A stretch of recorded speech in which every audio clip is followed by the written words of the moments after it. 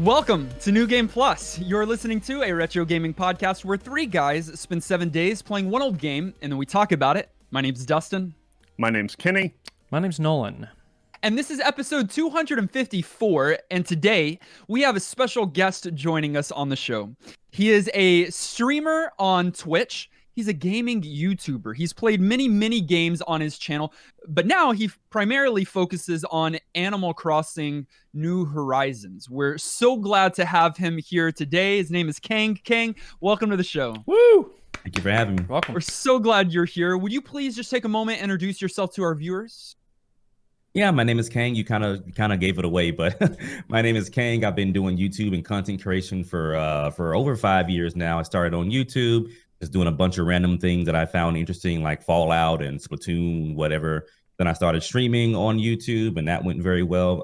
Then later on, actually went very well. And later on, we kind of transitioned over to Twitch, where I've been mostly streaming for the last 2-3 years now. So that's pretty much the rundown. And like you mentioned, my main game right now is Animal Crossing, but we do a lot of other things as well. Whatever I think is cool, pretty much.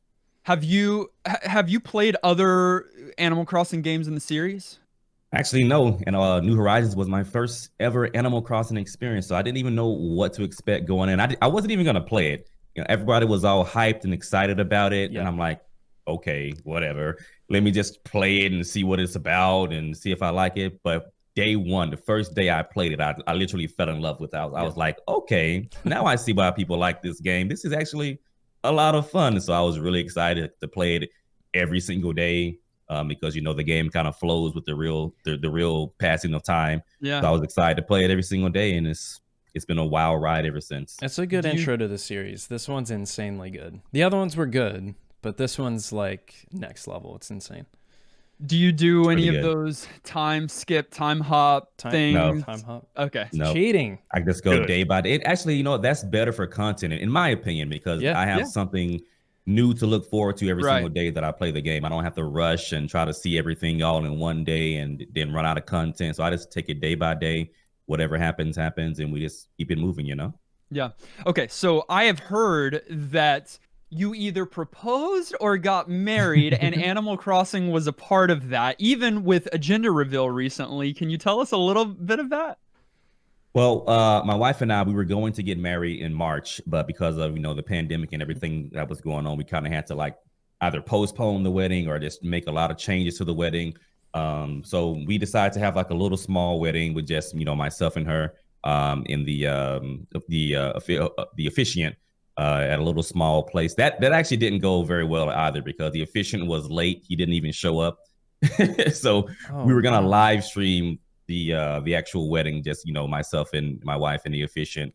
He didn't show up, so we were just out there in the middle of nowhere, like, okay. So we actually went back home. That's rough. We went back home, and we decided we were just gonna read our vows in our living room and stream that and whatever, call it a day.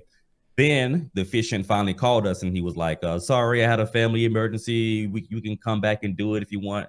And I was like, okay, well, we actually do have to really get married, so we need an officiant to sign the paper. So we'll go back. We went back. He did his little thing, blah blah blah, and that was it. So later on, we got the idea because I was really into Animal Crossing at the time. That, hey, this was in June, so they had just introduced the wedding stuff in Animal Crossing. So we decided, hey, they have all this wedding stuff, all this cool stuff in the game now. Let's just put together a little Animal Crossing wedding. We'll invite some of the viewers to come be a part of it, and it'll be fun, and it was. So that was one thing that we did. Then you mentioned the gender reveal. We did that as well. Actually, no, we did the baby reveal first. So my wife and I, my wife made a nice little room in her house that was full of decorations and whatnot, baby stuff. So cute. And then we recorded a little video, and we premiered that live on stream to all my viewers. And they went nuts. They were like, "Oh my gosh, this is so crazy! It's so cool!" Blah blah blah. So that was another thing that we did. And then finally, you mentioned the gender reveal. A lot of stuff. We did a gender reveal. My wife's best friend helped set it up, so she was the only one that knew the gender. This was when fireworks was just introduced to the game. So my wife's best friend set up her island. She set up the custom fireworks. to display the sex of our baby. It's a girl, by the way. So we came to the island, we looked at the fireworks, and it pretty much revealed it to us, and that kind of blew up and took off. It's been posted like all over Instagram and TikTok and on the news and everything. So it's been crazy. Congratulations times 3. That's Yeah. a lot. All of that and a good is- idea. Just safer to do it that way than other definitely. alternative firework reveal. Yeah. That's the cutest thing ever. I'm going to have to figure out when it's time how to reveal my gender in Final Fantasy VII, since that's my game. I don't know how, but I don't think it'll be quite as cute. I'll Final figure. Fantasy VII, yeah, maybe. King, usually when we have a guest, we go through a series of rapid fire questions. They are largely unrelated to one another, a lot of them unrelated to gaming in general. The goal is to not think too long on any particular question, but answer from your gut, answer for what feels right in the moment. Are you down for the challenge? Sure. All right, let's go through them. We'll start with favorites. What is your favorite ice cream flavor? Peanut butter. Anything Favorite- peanut butter. Oh, yeah. Favorite social media platform? Twitter. Favorite scary video game? Resident Evil 7. Ooh. Favorite Animal Crossing game? New Horizons on my plate. Favorite villager? Probably Diana, I would say. Favorite musical genre? If I had to choose one, hip hop. I like all music though. What is your favorite book? Favorite book? The last book that I've probably read was like The Kite Runner back in like high school or something. I don't know. Favorite video game console? I have a lot of fun memories of the GameCube. Ooh, me too. Favorite Final Fantasy? Favorite Final Fantasy 3 or 6, whatever you want to call it. 3 is a rare answer, I feel. Well, I love that but game. 6 isn't. play a I lot. think, and that's what Oh, he's... yeah. Yeah, it was. Yeah, Gotcha. yeah. Sorry. What is a non-gaming hobby that you have? Non-gaming hobby, photography. What was the last TV show that you binge watched? Binge watched. Dang it. It was a show on Amazon Prime. It was Utopia. Utopia. Do you prefer to sleep on your side, on your back, or on your stomach or head? Whatever. How do you prefer to sleep? What On my side. question is that? How do you take your coffee? I don't drink coffee. What ice cream flavor do you prefer? You already asked I think we that. did this You're one. right, I did.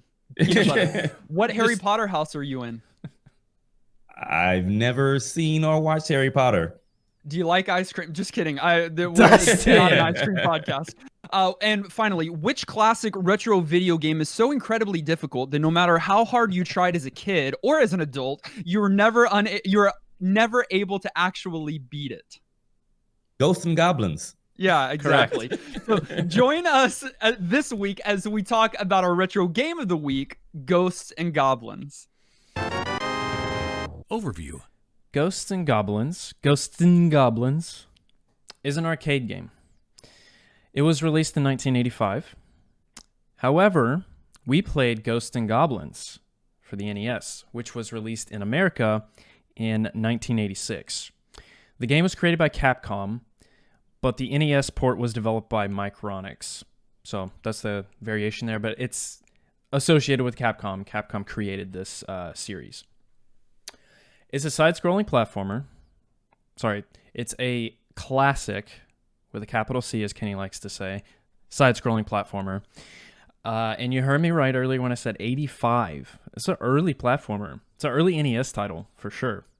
It's an early video game. It's an early video game, especially like a platformer. I feel like it's one of the... It's like you have to know this game. You should have played it if you love video games, but I have to be honest here. I've never played this game. This was the first time this week that I ever sat down at an arcade cabinet or at a home console to play Ghosts and Goblins. Really? Yeah, I'm a little embarrassed. I played it in the arcade before. I've never played it on home console. And then Kenny, do you have any experience with it? No. Growing up, I either played games because I had them or had no idea they existed. Okay. So my scope is super narrow. But you knew this one existed.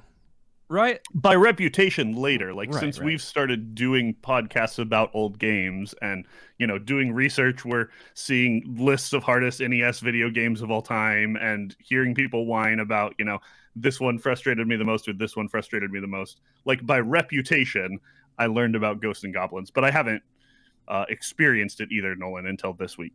Now, Kang, you owned this on your NES as a kid?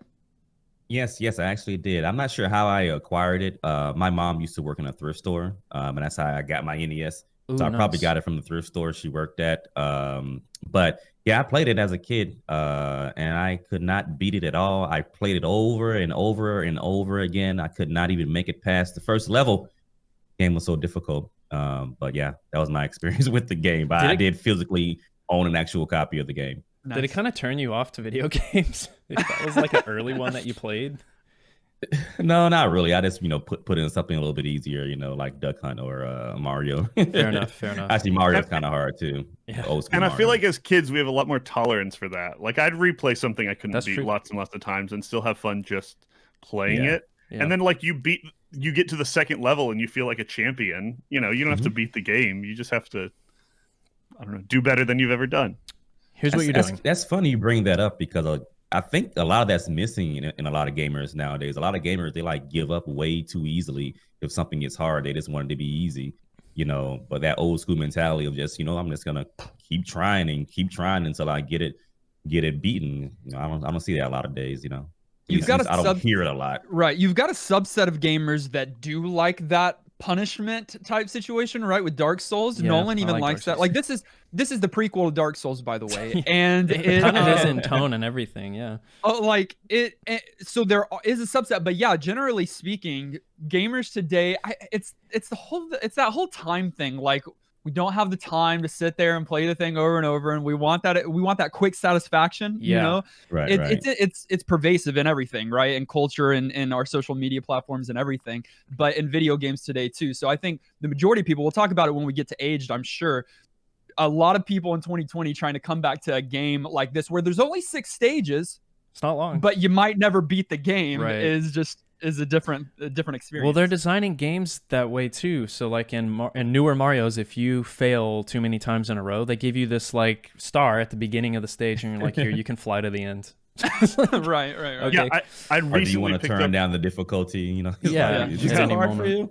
No, it's I not too recently hard. picked up a popular single player game on PC that has like a God mode button where it's supposed to be a difficult game, but if you're struggling too much, like just turn this on and you can win. Not a fan. And I hate that. I'm like, who would ever hit that button and why are they wrong? Here's what you're doing in this game.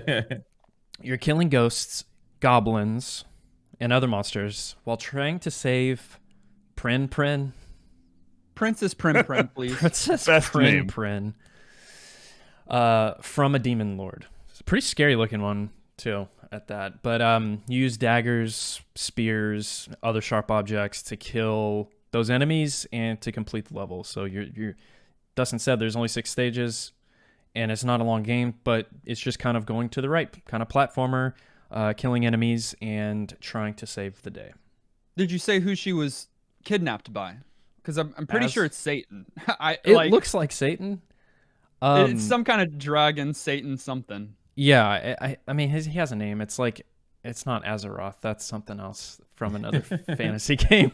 But no, yeah. it's Astaroth. I'm looking at it right now. Oh, I was close. You're Okay. not far off. Astaroth. Yeah. Okay, King, you could have chose any game that ever existed that we haven't played so far. You chose this one. Why?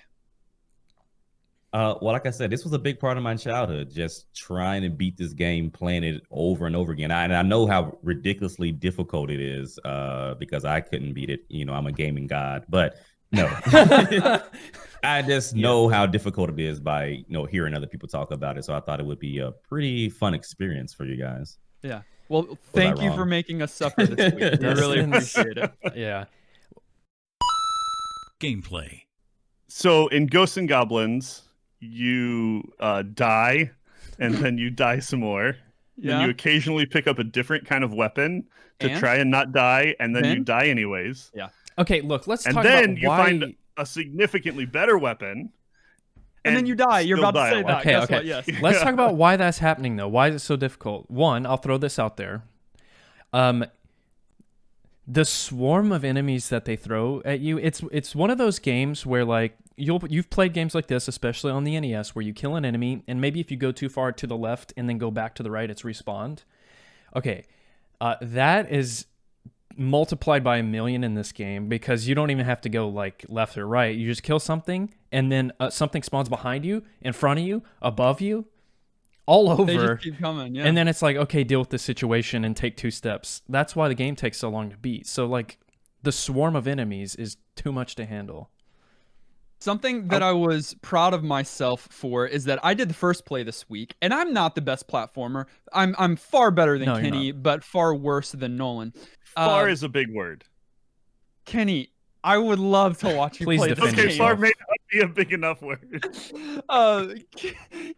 So I was able to, in my first play, beat the first stage, which it felt challenging. But then when I saw the comments rolling in on that video saying, "Oh, so that's what the end of the stage looks like, or that's what stage 2 looks like, or that's what the song on the first stage sounds like after 5 seconds," like, that made me feel like I accomplished something significant. So maybe I didn't beat the game this week, but I did beat stage 1. Stage 1, yeah. You talked about it being 6 different areas, and it's split into 2 different areas of each Basically. stage. Wow. Well I'm good said. with words. Yeah, thank you. And in between deaths, you'll see this often. You see this kind of overworld map type thing that has the layout of where you start in that kind of open graveyard field all the way up till this castle rise. And one of the things that I greatly respected in this game is that you do have that checkpoint in the middle of each stage. Yeah. That's Right. huge, because it's already difficult. If I had to start at the beginning of every stage each time, or after a game over, start at the very beginning, I wouldn't have been able to play as much as I did this week. But having that checkpoint in the middle, and having the good grace that you have infinite continues and that you still start at your checkpoints, was such a gracious, benevolent act from the developers this week. Do you think But they to did that point because, out that- like, it's console? Like, was that on the arcade? Surely not, right? Because they wanted you to put No, more quarters arcades in. just eat quarters. Yeah, yeah. They Like, just want your coin. you can Yeah, they want your continue as money. many times as you have money Right, for. right. Yeah. The fact that even with checkpoints and an infinite number of continues, people consider this a hard game to beat should tell you a lot about the difficulty of it, because a lot of times you can just persevere through things. Sometimes we play games and we're like, we're playing in 2020. If we really need to, we have save states. And so this game was hard back in the day, but isn't that hard today. Right. This isn't that game. Even cheating, even giving yourself That's save true. states and unlimited continues, it's difficult, like, beyond that, because of some of the mechanics, and because I don't think it's news to people, the sort of, like, big catch here, and that is that you beat the game one time. Oh my gosh. You get a end game screen that just says, haha, just kidding, that was all an illusion.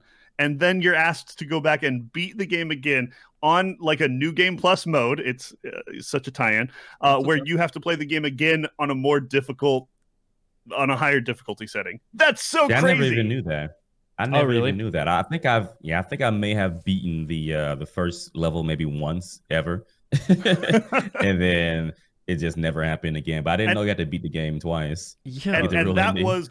and that first level is the easiest of the levels you're going to see. This That's game like has a a- pretty good ramp as you go. By the time you get to the 6th stage, the number of enemies there are, I say, having watched someone else do it, not having done it myself this week, because it wouldn't have happened. This is research talking, not experience, because this game is hard and it is punishing. That's like a huge slap in the face, though. Like, after you make it through, you're like, "Oh my gosh, I finally did it!" And then, like, guess not what? okay. No, you were in a virtual reality simulation of the real game. Yep. Now you have to go actually do it. Like, what? Do it again. That's not okay. Like, you're right. That would make me turn it off for life. I would be like, I never forgive you, Capcom. I'm never going to play Mega Man or any of your other games. I'd be so offended. You'd rob yourself of that. Replayability, guys. We always wanted Oh, in video please. games. Don't even Not give like me that. And that. I'll be honest too. I beat the second stage. I'm on stage 3. And I'll tell you, And I can't beat it. I have made it all the way to stage 6, the end of stage 6, right before your final boss. And I realized after trying that for a few hours that, yeah, I could do it. If I powered through and used save states enough this week, I could probably beat the game the first time. But is it worth it? Is what I get down to. Like, do I want to? So I knew that if I put my mind to it and I had the will, there was a way. But I just determined at that point, after trying so long, that no, you know what? I'm not. And I'm going to beat the game by saying I'm not playing your game. And that's what I did this. So we've talked like big picture difficulty, and that's what this game is known for. For those who didn't play along with us or who haven't experienced it, let's talk through some of the actual mechanics. Nolan, you talked about it being a platformer. We talked about there being different weapons, but didn't really talk through those specifically. So you have a harpoon looking thing, like a jousting stick is what I assumed it was, since you're a knight. Lance, yeah. Yeah, you have a lance. That's the word for it. You have some kind of fireball you can lob. It looks like weird Molotov cocktails. The game calls them torches. Yeah, the torch. But it's a fireball. That you weirdly have a limited number of if you like throw. Yeah, did you ever notice this, Dustin? If the ones you've thrown haven't burnt out, you can't throw more until they do. Like on screen at once? Right, yeah. Isn't you've got the knife. Armor? Yo, yeah, that armor, yeah. That whole thing. I mean, we haven't even mentioned, and I know we're still going through, but like, you have 2 hits. Yeah, it's not one hit kill. Dead. You would think it is. Well, thank God it's not. But yeah, I wish it was more than 2. If they had taken a page from the Mega Man playbook and given you a life bar instead of the Mario playbook of Big Little, or in this case Clothed Naked, like you might have had a little bit more time to kind of go through it. But yeah, you've got your armor on, you've got your armor off, and then you've got your flesh off, and you fall to the ground. You have your skeleton next. Flesh off. Yeah.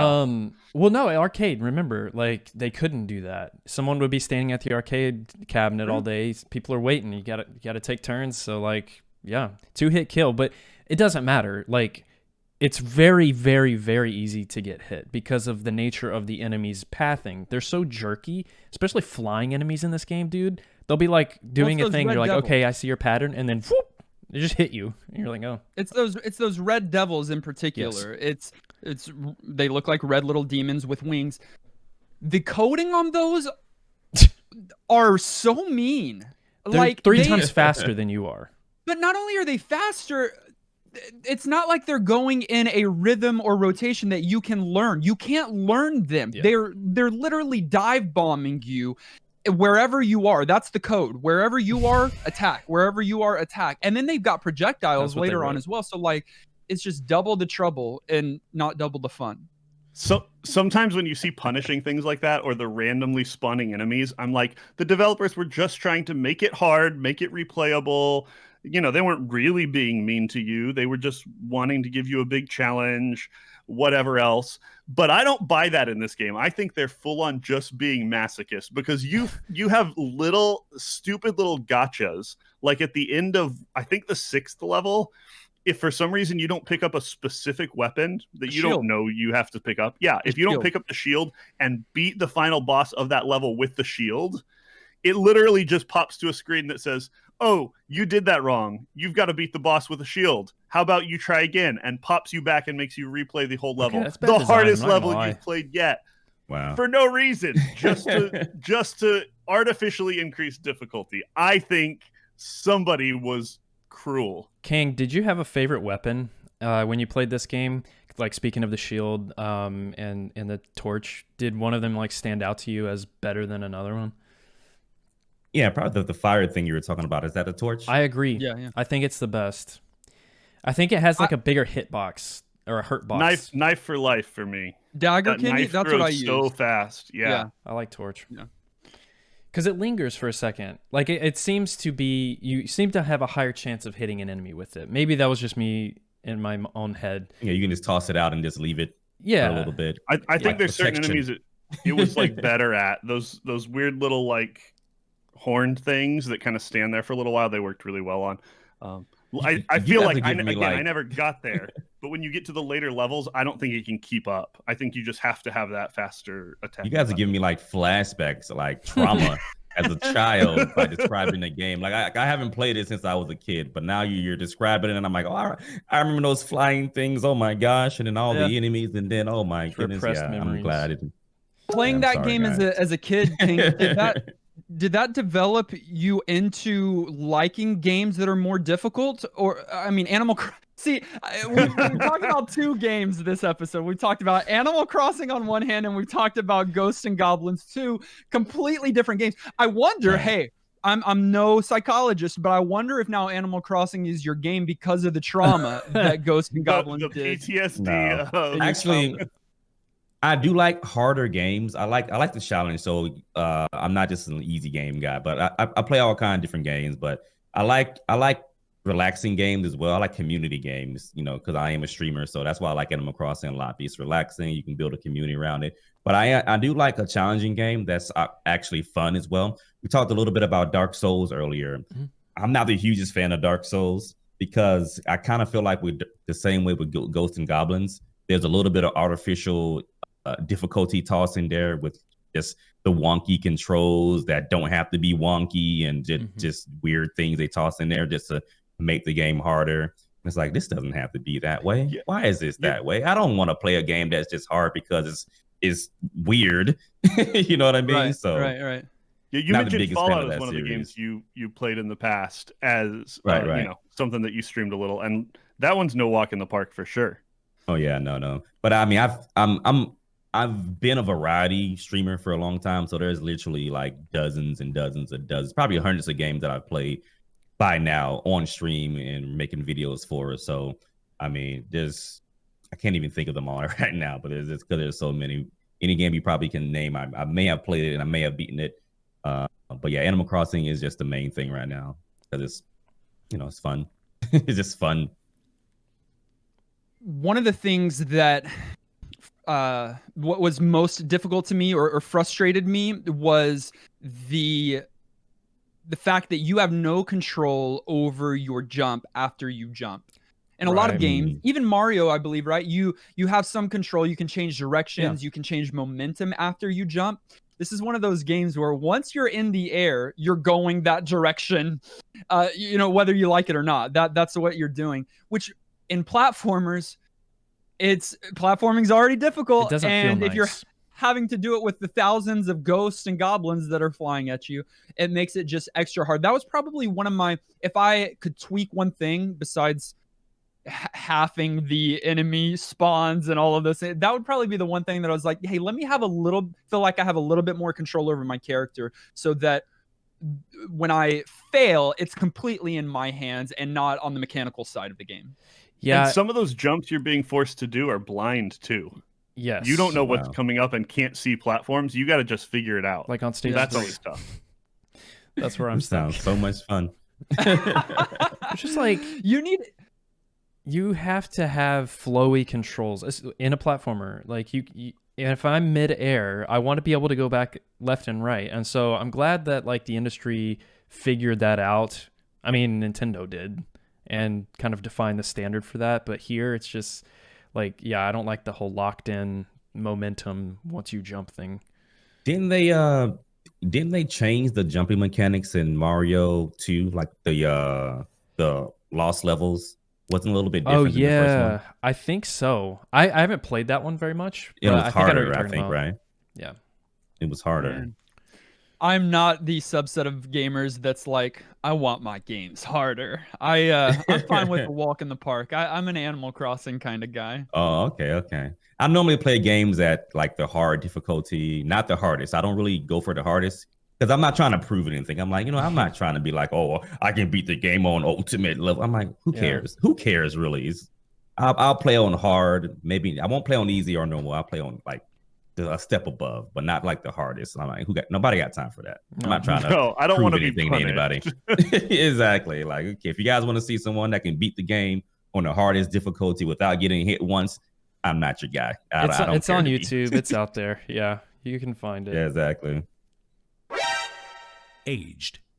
So one interesting thing here, besides the whole like influence that it had on future games, like I would even say Dark Souls. Like we've been saying Dark Souls some, but like I think that whole like grind of like fail, succeed, and then feel rewarding. Maybe there's some influence here, sure. But something that was just from the development standpoint of this game that I found interesting. Your favorite NES game was produced or directed by the director of this game. His name's Tokura Fujiwara. And My favorite? I Huh? think he's just saying everybody's, is he? Everybody's favorite. What's your favorite what do you NES mean? game, Kenny? I don't know. You That's don't such a know. hard I shouldn't have asked question. you a favorite I'm- question. You Dude, can't answer. a I know. question. I'm bad at favorites. I'm guessing he produced a lot of games. He produced. Yeah, that's what He I'm- produced Mega Man, Mega Man 2, Okay. DuckTales, Bionic Okay, Commando, yeah. like NES. This dude was involved. So Interesting. I thought it was cool and interesting that like taking an arcade game and bringing it to a home console, that was a new thing back then, like very, very new. And I'm wondering, because I have my opinion on it, how do you guys feel about that transition? Because to me, this felt straight up like I was playing an arcade game all week, and arcade's not my first choice of game or console.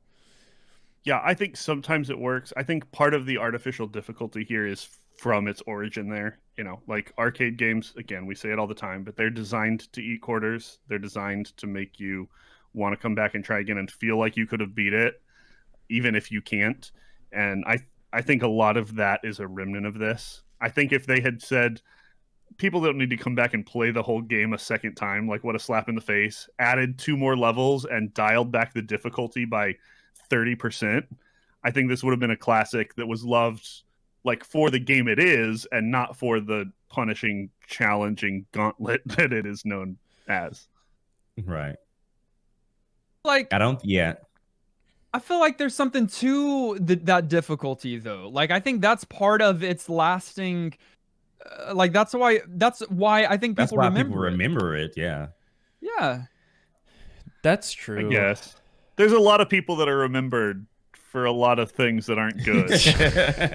You know, like Yeah, you don't want to be if I'm- infamous. I guess it's infamous. not right. famous, I don't want to right? be Genghis Khan. I want to be, you know, Mother Teresa. I want to be remembered for gosh. being good, not terrible. Kenny, You your do mother. remind You want to me be of- Mario. You want to be the guy in Ghosts and Exactly. Goblins or whatever his name is. Does he have a name? Sir Arthur. Arthur. See, no one Arthur. knows his name. Arthur. Oh, Sir Arthur. Arthur, Yeah, What Kenny a wants to be Mario classic name. Teresa. So we've played games on this podcast before that we have deemed NES hard, NES difficult. I just need to clarify for those that are listening and didn't play along with us this week. This is more than that. This is I promise you, NES difficult is difficult. That's some of the Mega Mans and some of the other games that we played. This is a step beyond that. Again, because it came from the arcade. This is arcade difficult, which I don't even know if that's a subset or subgenre, but it's harder than the NES hard games. I literally have I that think in my don't- notes, Dustin. NES hard question mark. Try Ghosts and Goblins hard. Like Ghosts and it's Goblins its is a own new thing. level.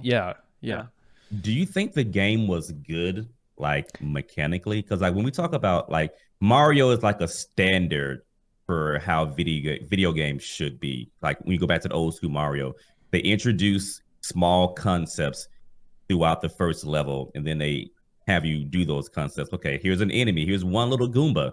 What do you do to that Goomba? Oh, you jump on his head. Okay, got it. Oh, here's a gap in between. What do you do to get over the gap? You got to jump over the gap. Okay, got it. Okay, so they introduce these little small things, and they increase the difficulty as you progress through the game to where you get to the last levels, and it's like really hard. But they ease you in by introducing the steps without even telling you anything. That is introduce you to these concepts. Do you think Ghosts and Goblins did that? That's a Great good question because we talked nonstop about how hard it is, but is it good in design like that?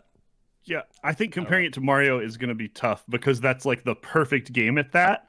But Dustin, I watched your first play this week, and we have a lot of games that we jump in. They're old. we don't have the booklet, that everybody used to have, and we're just completely confused and lost. I feel like you were able to figure out what you were supposed to do quickly, to figure out the mechanics relatively easily, and to kind of get it without too much difficulty. The HUD is pretty clear on what you're trying to do. The graphics are clear as to what's going on. There's mixed feelings about how they actually look, but I feel like it did a pretty good job of delivering what it tried to be. I don't know. What do you guys think? I agree, but I think it stopped in that first section of level 1. Like that natural progression that we're talking about, that you feel like rewarding and okay, I understand this new concept. They don't really introduce new mechanics because you move right and sometimes up and you shoot things. It comes down to player skill and being able to adapt to quick situations. Unless you know the game by memory, you're, like I said earlier, you're going to have like 3 enemies that you have to deal with in a quick situation. By the way, Dustin, you did a really good job on your first play. Kenny was talking about how you understood it quickly, but I think you say that you're not good at platformers. I think you did a really good job making it through that first stage. But in terms of progression, I don't think they did a good job in design. I think it was just an overload the whole time. And then the stages looked different, like they changed the stage, and that was that.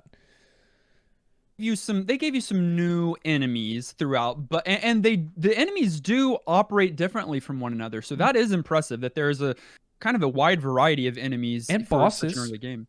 And bosses, yeah. But yeah, I mean, it starts difficult and then it's just more difficult and then more difficult and then more difficult. So yeah, I agree with everything that's been said there. When it comes to graphics, because Kenny, you mentioned graphics, I think they struggle. They're not bad. Again, 1985, 1986. I think they are good for that year, but you've got a lot of flicker. You've got some kind of slowdown as well when there's a lot going on the screen. You can expect some of that. There's not much to the backgrounds. Sometimes they're just solid colors, not even gradients or anything, just solid black or colors. But with your enemy variety and the different pixels on your character and on each of the weapons, I thought graphically that it ages pretty well. And I think some of that is intentional. Maybe not. Maybe I've got rose-colored glasses on, and I'm just defending something I don't need to. But some of the not as bright look, I think, is them trying to be this whole dark graveyard, demonic enemies aesthetic. And I think some of that was intentional, where we get big sprites and bright colors in a Mario world. I don't think that's what they were going for here, and I'm okay with that. It definitely ends up with a palette that's a little less visually pleasing than others, but I don't mind it because I feel like it sort of fits. Did this game come out before or after Mario 1? Ooh, I good have no question. idea. And I know off the top of my head without Googling that it came out right at the same time, because the initial release date of Super Mario Bros. Is September 13th, 1985, whereas this game came out September 19th, 1985. On the arcade. Wow. On the arcade. The NES was a little bit later. Yeah, but it's the same game. Wow. Right. Interesting. I think Interesting. I actually am a pretty big fan of the graphics here. Considering how early that is, his little run animation looked really good. Like his arms swinging, I liked that. I thought the enemy designs were all unique and kind of scary. Like the flying red guys are actually scary. So it's it does a good job delivering that tone that it tried to set. Ghosts and Goblins, it has the potential to be cheesy, and it is at times. But at other times, it actually is kind of scary. And so yeah. Nolan, you're saying you wished you looked that good in red underwear? That's right. That's exactly what he's saying. Kang, when it comes to the music, do you recall any of the tracks? I'm not saying Stage verbatim. 1. I'm not going to have you whistle them right now. But do you do you remember any of those? Did they stand out to you at all? I I don't have like any memories of them. Probably if I heard it, I would recognize it. You would. But that first level I played a lot, so I probably would instantly recognize it because it would bring back all the trauma from that first level. But yeah, it's not a classic tune that I wanted to remember, like for Mario or something like that. It's like, okay, I'm gonna suppress this and never bring it up again. Yeah. I can't tell you one either. Really? Yeah, I wasn't a huge fan of it. It's that early NES, very like Piercing. Very piercing, yeah. Now the actual tunes themselves were good, but I was just kind of like hurting. Yeah, by the end of it. I liked the music. It definitely isn't like theme song stick in your head kind of music, but again, I feel like it fits that sort of darker ambiance. Some of the sound effects were a little piercing for me, and some of even the musical things where they tried to like have those sort of like kind of horror hits just were a noises, little grindy on the kind of at this 8-bit style. But overall, I thought they did a really nice job with giving me some atmosphere that fit what the game was trying to go for. Not that I had time to really listen to it because I was so busy panicking and hitting buttons and trying not to die. And crying. We've kind of touched on it, but I do think we need to kind of come to some kind of thought here. When we're talking about aged, we're talking about gamers in 2020 who don't typically have the same kind of resilience as maybe kid gamers of early 90s. Do you think this is a game that a lot of 2020 gamers today could enjoy the punishment? Do you think that whole thing ages well? No. My knee-jerk reaction was to say no too. But think about Flappy Bird. That thing blew up in popularity and is mobile and is like all the things this game isn't, but was insanely difficult, and that was part of the appeal. I think there's always going to be something in people that wants to overcome a challenge. But kids these days. I think the appeal with Flappy Bird was that it was mobile, but it also was like a challenge. People were posting on social media. How far did you get? Oh, I got to the 20th pipe. Oh, how far did you get? I got to the 30th pipe. So it was kind of like a challenge amongst everybody to like try to make it further in the game because yes, it was very difficult. But it was like a social aspect to it as well. I'm not sure if a game like this would have that big of a social aspect. And Flappy Bird was cute as well. It was cute, but hard. Ghosts and Goblins is not cute at all. Not cute. And yeah, the one kid that was bragging about his high score in Ghosts and Goblins is now the guy that's creating Flappy Bird and highly successful. Now, kids in 2020 do have Nintendo Switches, and if they have Nintendo Online, they have access to it with save states. So maybe can we bring it back? It's there for them. And make it a social thing. Yeah, let's start tweeting our high scores. Who cares about high score in this game? Just gotta beat it. I don't. That's not. Yeah. Nope. See how that goes.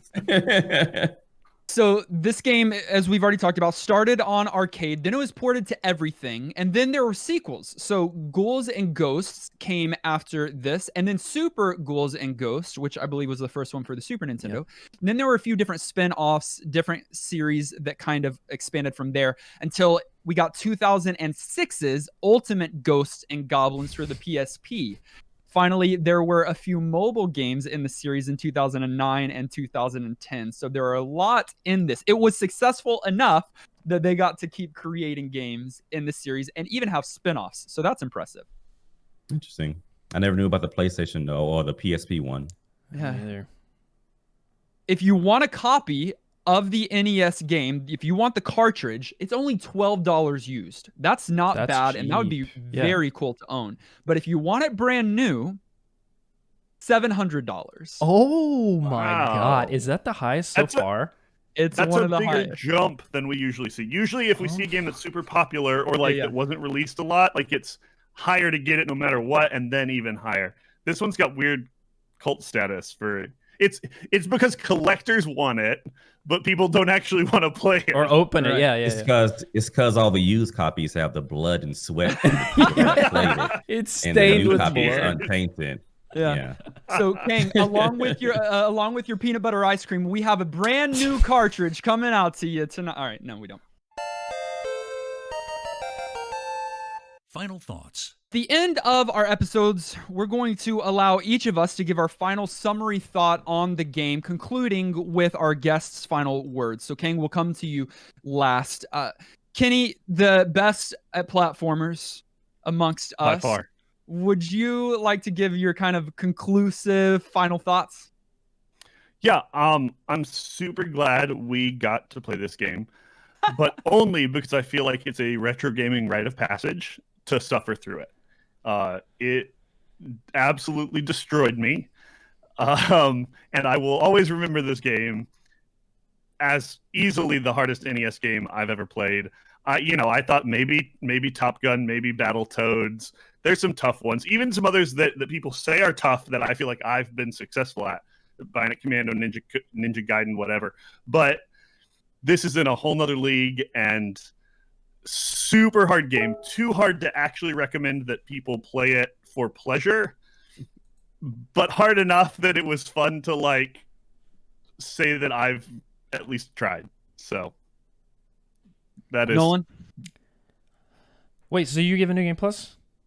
But no, we're not. That's not a thing. Well, okay, but like that sounded like he normally would have said New Game Kenny Plus. would not. Kenny does. He wouldn't. It's too hard for him.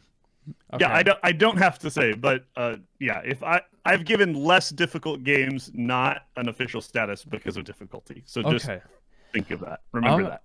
I'm gonna kind of like break rules here and say it's a classic, but like you don't need to play it. You just don't. Like it's one of those that I'm like I guess I understand the importance and significance, but I'm not gonna like just because of that try and be like, oh yeah, it's awesome. Like I can't say that. It was painful. I didn't get very far. I don't want to get far, especially if you have to beat it twice. For why? For what reason? So Why? Yeah, I'm just gonna say I did not have a blast this week. I can't say that I'm happy that I got to experience this classic. That's all I'll say. Okay, I will say. No, You you already did said your summary. I know, but I don't care. I've got to cut back in and ruin everything. You say beating it twice sounds daunting. I'm gonna say beating it twice might be worth it, at least back in the day, just for that ending screen, because the text that you get when you won, to me, is one of the funniest things in video gaming. I don't know if you guys read through it or saw it, but it's Read it out. absolutely hilarious. Let me grab it. Being the wise and courager, misspelled, knight that you are, you feel strength welling in your body. Return to starting point. Challenge again. that's Drunk. the translation. It's so bad. Oh Yeah, that's no! the I think they never expected anybody to read it because it didn't get edited. It's the translation is terrible. And basically they say like, good job, you win. Now go play it again just because, as if you had a good time. I don't know. It made me laugh a whole lot. I disagree with Nolan. I think that it is a game that every retro gamer in particular should play. You might not get past the first stage. You're not going to beat it, especially without save states. I mean, this is a game that is difficult. However, with the Switch and the rewind function, maybe like you could do some things here. You could at least get past the first stage. It is, I think, what Kenny said about like a retro rite of passage, I think that fits so well here. There's a lot of charming-ish qualities about this game that make it worth experiencing. You're probably not going to enjoy it because it's supposed to be a painful game, and you're most certainly not going to beat it, but you should definitely try it. Final thoughts there. Kang, what's your final thoughts on this game? Well, this is not a game that I had ever thought about playing again ever in my life. But, you know, I may be up for the challenge of like trying to at least get past the first level again on a stream or something. But going back to what you guys are saying, I think it is a classic game. A lot of people know about the game, but is it a game that is classical in the sense that it is widely enjoyable and people have very fun memories of it? No, not classical in that sense. It's classical because of its difficulty. It's memorable because of the difficulty. So, no. Not everybody is going to enjoy it. Not everyone is going to enjoy it. I would have my son play Mario 1. I have a son, he's 5. I would have my son play Mario 1 as a classical game, and he probably would, at least enjoy it a little bit. I would not say, "Hey, son, here's some Ghosts and Goblins." He'd be like, "What are you doing to me, Daddy? This is hard." You know what I mean? In lieu of grounding him, you can make him play. Yeah. Sometime. Yeah, this is not an example of somebody you give to someone, "Hey, this is a retro game you should play and experience," because they'd be like, "No, give me Candy Crush. I'm fine with Candy Crush." Right. Those are our thoughts about Ghosts and Goblins. What are your thoughts? We had many of you write in, only going to be able to talk through a few of them now. Garlisle said, "I wanted to take revenge for childhood me this week, who owned this game but never made it past stage 4. So I tried and broke out rewinds on the Switch version and still could not beat it once I hit the flood of devils and trolls in stage 6.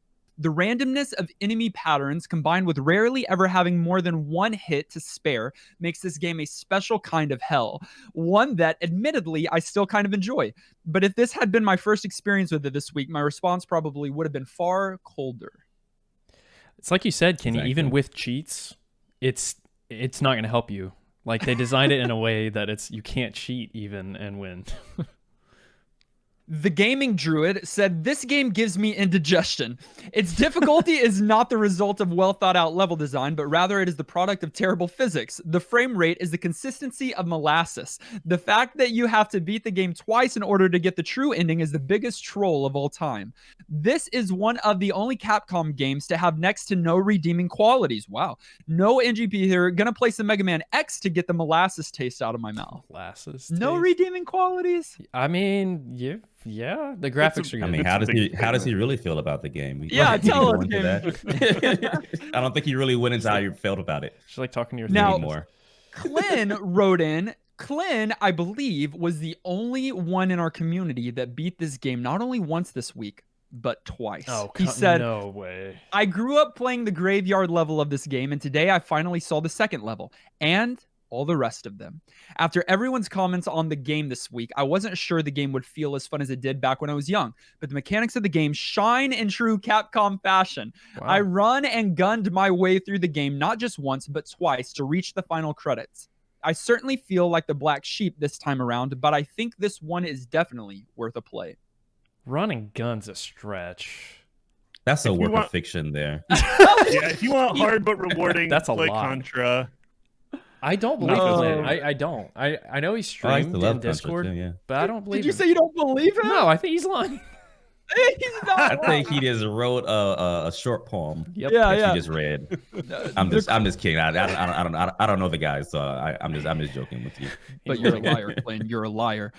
The Crow 21 said, "Just hearing this title stresses me out. This game was so hard to get through. I played this 15 years ago determined to beat it. It is 100% memorization and is just meant to kick your butt the entire time. Since I couldn't save, I just kept playing for hours and I got further and further, refusing to shut it off, which would cause me to restart. And no way in hell was I doing that. Finally, I beat it and felt accomplished, only to have that accomplishment torn out of my soul as the game told me I had to beat it again on hard to actually win.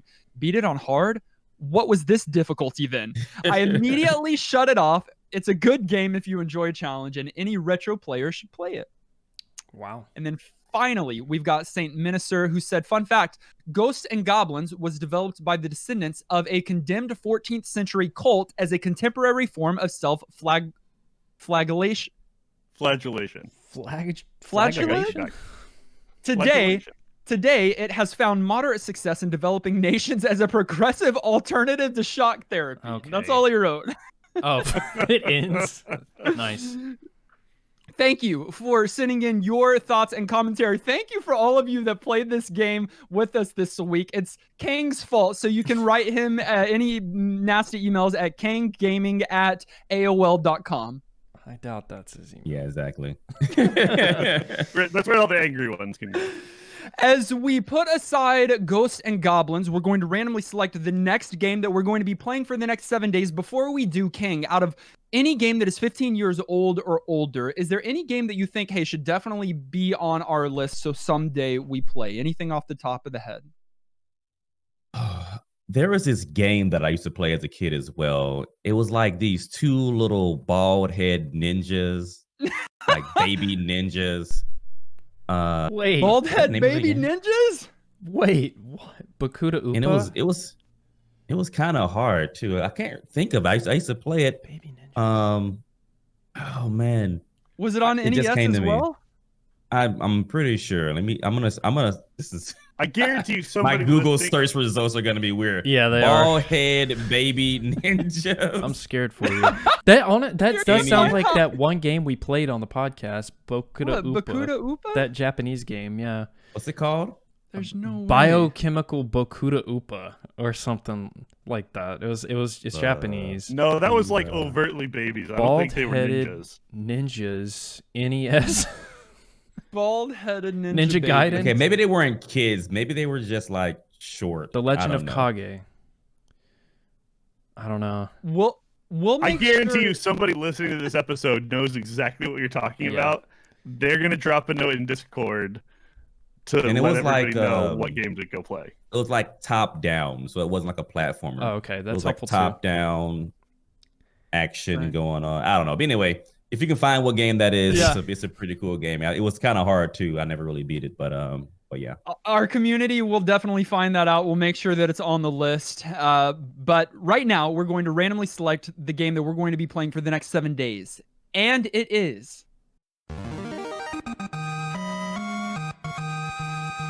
a game that came out in 2004. So it just Wow, barely meets our wee. 15-year or more criteria. Yeah. It was first released for the PlayStation 2, but has since come to the PC and the Switch, as well as the PlayStation 4 and Xbox One. As early as it happened just it hasn't even happened yet. Next month it comes out on the Whoa. PlayStation 4 and Xbox One. Should we wait? Weird. No, we shouldn't. Okay. It is a third-person puzzle action video game developed and published by Namco. It is Okay. called, I'm going to mess this up, Okay. It's all right. I believe in you. Katamari Damacy. Damacy. This is a huge one. One of Brandon Sanderson's This top is a 10 games. rolling thing. Yes. Wow. This is considered retro now, which is so weird, first of all. Second of all, I think this is a very, very good game. So we'll see. Katamari Damacy. I'm No, you're mispronouncing good. that, I'm sure. No, you're good. That's it. All right, find a copy of this PlayStation 2 title. Play it along with us this week. Let us know what you think about that game in our Discord server. We have a thriving community, and we want you to be a part of it. If you go to ngppodcast.com, you can click Join Us in Discord, and we'll meet you there. And we also want to say a big thank you to those of you who support us on patreon.com as our patrons. You help us to continue bringing you interesting and entertaining retro gaming episodes, including some awesome guests like Kang, who we are so thankful hung out with us today. Those producer level supporters are Amarlian, Austin, Ben, I'm sorry, I can't keep doing that. Brojim, Carrie, David, Dear Baby, Francesca, Garlisle, and Corey, our wonderful directors, Maxima, Mr. Lattes, Shauna, and Zion. You guys are the best. King, where can our listeners find you online? I'm pretty much Kang Gaming everywhere on Twitter, on YouTube. So we have a thriving YouTube channel. It's mostly Animal Crossing stuff right now, but I'm gonna mix it up a little bit. On Twitch is where I stream pretty much every day. I stream twice a day, and we stream Animal Crossing. But we've also been doing some Among Us. We've been doing some Genshin Impact. We've been doing some Mario 35.